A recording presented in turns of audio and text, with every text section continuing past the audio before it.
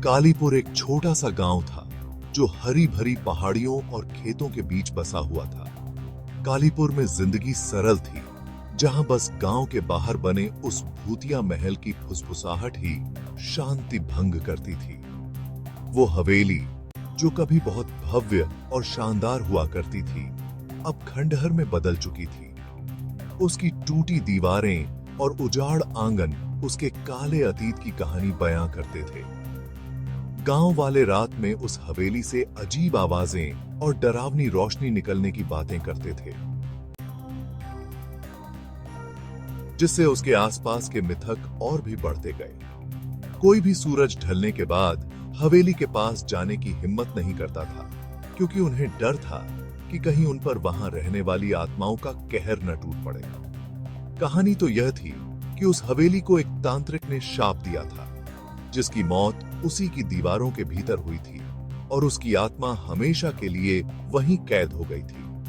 वो हवेली कालीपुर गांव को उन अनदेखी ताकतों की याद दिलाती रही जो उसे अपनी चपेट में लिए हुए थीं।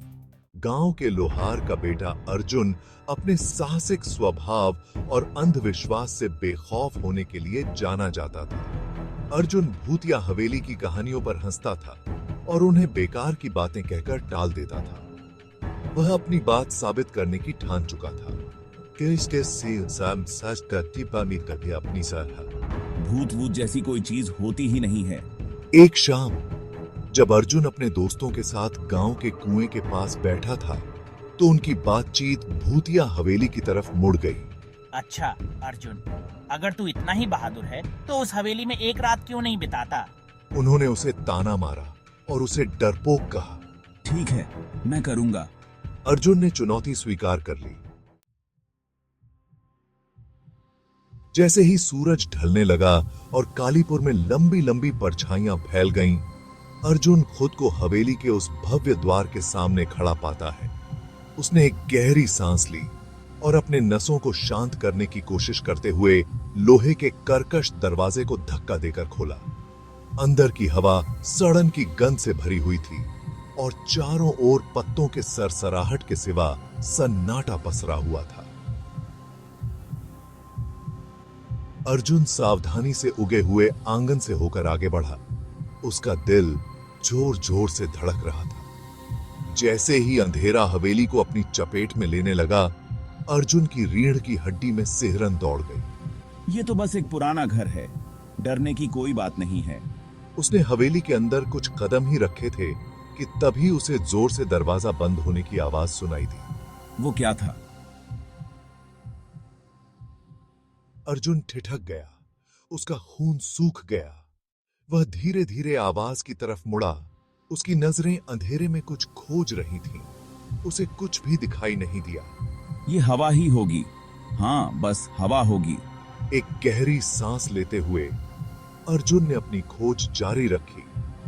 हर कदम डर और घबराहट से भरा हुआ था। हवेली अंधेरे गलियारों और धूल भरे कमरों की एक भूल भुलैया थी।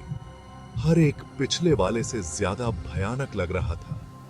जैसे जैसे वह हवेली में आगे बढ़ता गया, अर्जुन फर्श के तख्तों की हर आवाज, हवा की हर फुसफुसाहट को महसूस कर रहा था। उसे कसम से लग रहा था कि वह आवाजें उसे उसके नाम से बुला रही हैं। उनके लहजे में द्वेष और निराशा भरी हुई थी। हवा और भी ठंडी हो गई, जिससे उसकी रीढ़ की हड्डी में सिहरन दौड़ गई। उसकी टिड्डियां ये जगह, ये मेरे साथ खेल रही है। मुझे शांत रहना होगा। हवेली मानो उसके चारों ओर सिमटने लगी थी। फुसफुसाहट तेज होती जा रही थी और जोर पकड़ती जा रही थी। अचानक अर्जुन रुक गया। उसकी आंखें दहशत से चौड़ी हो गईं। वो क्या है? गलियारे के अंत में खड़ा एक अजीब हरी रोशनी में नहाया हुआ एक भूतिया साया था। उसकी आंखें बुरी तरह चमक रही थीं और उसका पीला खोपड़ी जैसा हाथ उसकी ओर बढ़ा हुआ था। नहीं, ये सच नहीं हो सकता। अर्जुन पीछे हट गया। उसका दिल जोर जोर से धड़क रहा था। वह चीखना चाहता था, लेकिन उसके होठों से कोई आवाज नहीं निकली। वो साया उसकी ओर बढ़ता रहा। उसकी बर्फीली सांसों से उसकी रीढ़ की हड्डी में सिहरन दौड़ रही थी। प्लीज नहीं। अर्जुन ने अपनी आंखें बंद कर लीं और खुद को सबसे बुरे के लिए तैयार कर लिया। लेकिन जिस स्पर्श की उसे उम्मीद थी वह कभी नहीं आया। जब उसने अपनी आंखें खोली तो भूतिया साया गायब हो चुका था। मुझे यहां से निकलना होगा। अर्जुन डर के मारे कांप रहा था। उसने हवेली से भागने में देर नहीं लगाई। वह इतनी तेजी से भागा जितनी तेजी से उसके पैर उसे ले जा सकते थे। वह अपने घर में घुसा, हांफ रहा था। उसके कपड़े फटे हुए थे। वो हवेली, वो भूतिया है। मैंने उसे देखा, मैंने भूत को देखा। अगली सुबह अर्जुन अभी भी अपने अनुभव से हिल गया था। वह गांव के पुजारी के पास गया। पुजारी, एक दयालु और बुद्धिमान बूढ़ा व्यक्ति, धैर्यपूर्वक अर्जुन की बात सुनता रहा जब तक कि उसने पिछली रात की घटनाओं को बताया। पुजारी जी, आपको मेरी बात माननी होगी। वो हवेली भूतिया है। मुझे तुम पर विश्वास है अर्जुन। मैं तुम्हें उस जगह की कहानी सुनाता हूं। जब वह बोलना खत्म कर चुका तो पुजारी ने दुख की सांस ली और अर्जुन को हवेली के श्राप की कहानी सुनानी शुरू कर दी। वो हवेली कभी एक अमीर व्यापारी की थी जो अपने लालच और क्रूरता के लिए जाना जाता था। रहस्यमय परिस्थितियों में व्यापारी की मृत्यु हो जाने के बाद अफवाहें फैलने लगी। उन्होंने कहा कि उसने दौलत और ताकत के लिए एक शैतानी ताकत से सौदा किया था, लेकिन इस सौदे की एक बड़ी कीमत थी, उसकी आत्मा। पुजारी ने कहा कि व्यापारी की आत्मा उस हवेली में फंस गई थी। उसे शांति नहीं मिल पा रही थी। अर्जुन ध्यान से पुजारी की कहानी सुनता रहा। उसका पहले का संदेह अब एक नई समझ में बदल गया था। उसे एहसास हुआ कि जीवन में कुछ चीजें ऐसी होती हैं जिनकी व्याख्या तर्क या कारण से नहीं की जा सकती।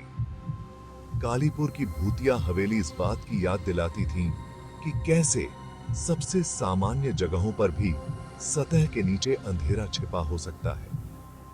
उस दिन के बाद से अर्जुन और उसके दोस्तों ने फिर कभी उस भूतिया हवेली का जिक्र नहीं किया। गांव वाले उस हवेली से दूर ही रहे।